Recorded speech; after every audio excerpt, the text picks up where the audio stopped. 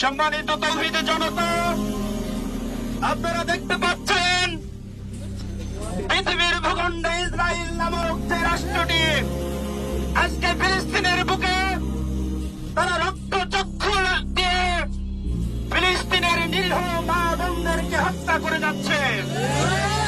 আমরা সিরাজগঞ্জের মাটি থেকে তাদেরকে জানাতে চাই, অবিলম্বে এই হত্যাযজ্ঞ যদি বন্ধ করা না হয়, কোন মুসলিম উম্মাহ এক হয়ে পৃথিবীর মানচিত্র থেকে ফিলিস্তিনকে উৎখাত করে পারবে, ইসরায়েলকে উৎখাত করে পারবে।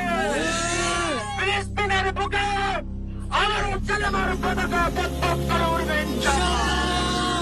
আমরা জানি ফিলিস্তিনের বুকে ইমাম মাহদীর আগমন ঘটবে, ঈসা আলাইহিসসালামের আগমন ঘটবে, সেখান থেকে ইসলামের বিজয় সূচিত হবে।